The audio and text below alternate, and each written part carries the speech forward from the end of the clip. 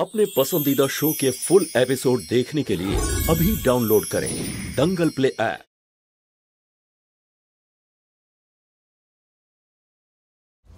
Husband wife husband স্বামী স্ত্রী যদি না হতাম তাহলে পালিয়ে যেতাম না আমরা। আচ্ছা ম্যাডাম, আপনিই বলুন, আপনি কি ওনার ওয়াইফ?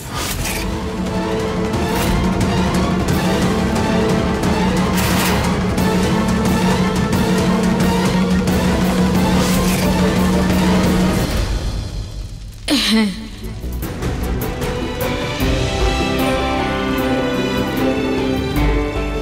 আসলে স্যার, অ্যাকচুয়ালি আমাদের গাড়িটা খারাপ হয়ে গেছে, এই জন্যই আমরা এখানে আছি।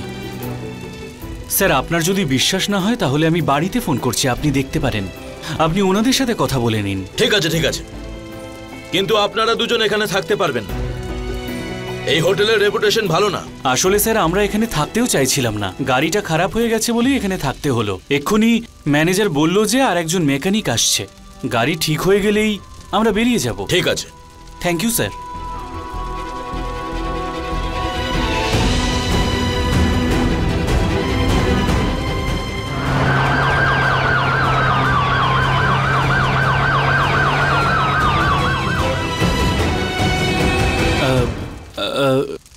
শালু, কখনো কখনো মিথ্যে বলতেই হয়, কোনো উপায় থাকে না।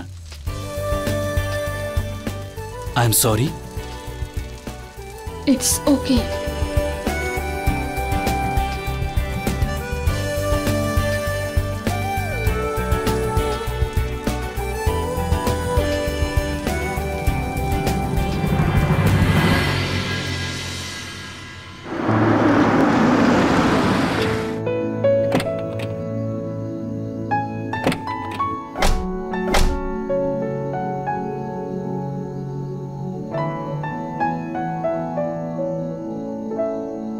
Thank you sir. স্যার,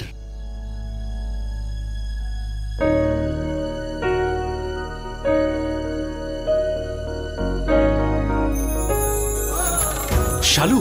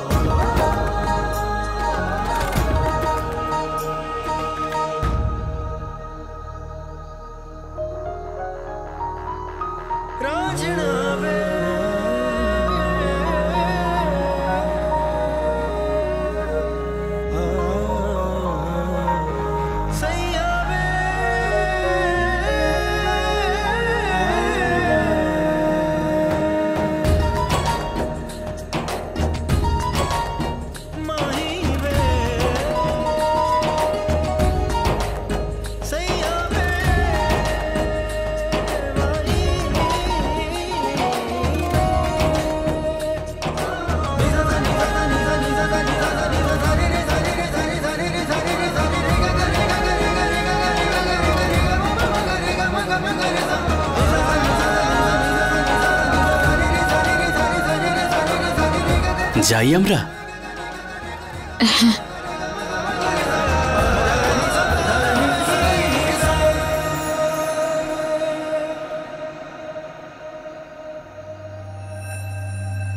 মা দেখুন না, কত রাত হয়ে গেল, শালু এখনো বাড়ি ফিরলো না। এতক্ষণ তো আগে কখনো বাড়ির বাইরে থাকেনি। আমার খুব টেনশন হচ্ছে মা, যতক্ষণ না ও বাড়ি ফিরছে আমি একটু শান্তিতে বসতেও পারছি না, ঘুমোতেও পারছি না। আরে বিশেষ ওর সাথে আছে, সব ঠিক হবে, তারপরেও কেন চিন্তা করছো? মা তো আমি তাই না, টেনশন তো হবে। আপনি গিয়ে বিশ্রাম করুন, আমি এখানেই অপেক্ষা করি। মা,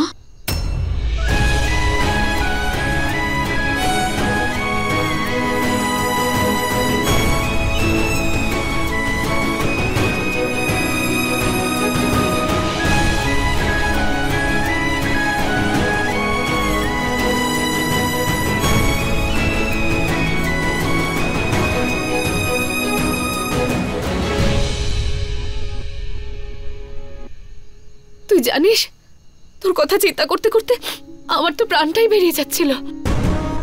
আসলে রাস্তায় আমাদের গাড়ি খারাপ হয়ে গিয়েছিল, এই জন্যই একটু লেট হলো, ক্ষমা করবেন। কোনো ব্যাপার না। ঠিক আছে, আমি আসি, নমস্কার।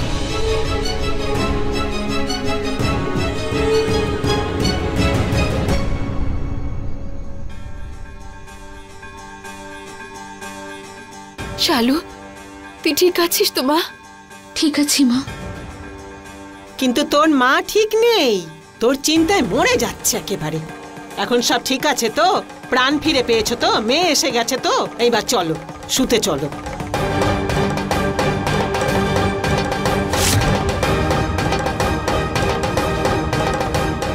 I love you Shalu. তোমরা দুজন হাজব্যান্ড ওয়াইফ। স্বামী স্ত্রী যদি না হতাম তাহলে পালিয়ে যেতাম না আমরা? চল রে তুই। শালু কি এত ভাবছিস রে? তুই ঠিক আছিস তো? হ্যাঁ ঠিক আছি। চল।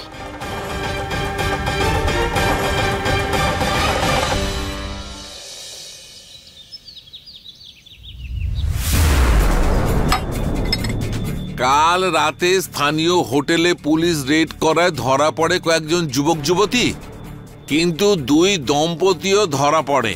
আর পুলিশ জিজ্ঞাসাবাদ করলে জানা যায় এরা বিবাহিত।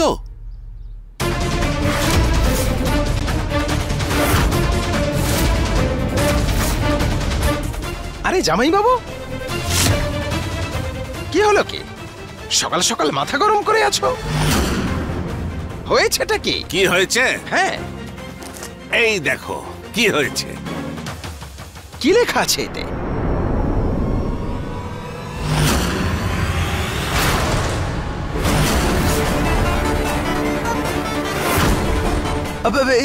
এগুলো এটা এই গুড্ডু মিশ্রর পরিবারকে আমরা যতটা খারাপ ভেবেছিলাম ও তার থেকে অনেক বেশি খারাপ। সোজাসুজি যখন পারলো না তখন এই নীচ পথ ধরল ওরা। আমি সব বুঝতে পারি। কোনো একটা হোটেলে যাও, ছেলে মেয়েদের বদনাম করো, আর সকলের সামনে বিবাহিত হওয়ার নাটক করো, যাতে বাধ্য হয়ে এই সম্পর্ক আমরা মেনে নিই। এই শালা বাবু, শালা বাবু, তুমি ওদের দুজনের সঙ্গে রাঁচি গেছিলে না? না, আসলে এসব কি করে ঘটলো? এই ওই ওই ওই রাঁচিতে আমি অনেক সহ্য করেছি আমি। এখন আমাদের এক্ষুনি ব্যাপারটা সামলাতে হবে যে কোনো ভাবে। হ্যাঁ হ্যাঁ, কিন্তু এত তাড়ার কি আছে? হ্যাঁ, এত তাড়ার কি আছে? বিশেষকে আসতে দাও, মর্নিং ওয়াক থেকে বাড়িতে জিজ্ঞেস করবো শান্তিতে। কথা নয়, একদম এসপার ওসপার হয়ে যাবে। কিন্তু তুমি চুপচাপ বসো এখানে। দেখো, সম্মানটা আমার পরিবারের কাছে, আর তোমার তো কোনো সম্মান নেই।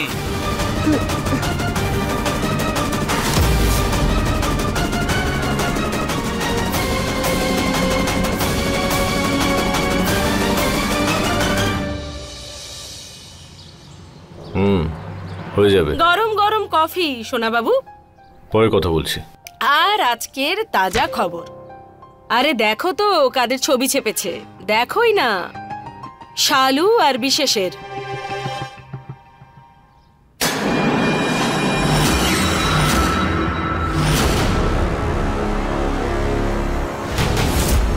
এখন কোনো ছেলে আর মেয়ে যদি একসাথে কোনো হোটেলে ধরা পড়ে, তাহলে বদনামটা কার হবে? মেয়েটারই তো না? ছাড়ো, এতে আমার কিছু যায় আসে না। তোমার তো মুখ পুড়ছে এতে। গুড্ডু, আমি তোমায় নিয়ে ভাবছি। ললিতা, আমাকে পান্ডের সঙ্গে কথা বলতে হবে। কিন্তু কি হবে তাতে? কোনো সমাধান পাওয়া যাবে না তো? গুড্ডু, এটা রঞ্জু আর ওর মেয়েদের প্রবলেম, ওদেরকেই সবটা সামলাতে দাও। তুমি এসবের মধ্যে পড়ো না প্লিজ। তুমি কেন বোঝার চেষ্টা করছো না? ললিতা, শালু আর বিশেষ এই ধরনের ছেলে মেয়ে নয়। আমি ওদের সম্পর্কটা ভালো করেই জানি। আমাকে এই কথাটা বাকিদেরও জানাতে হবে। আসছি আমি।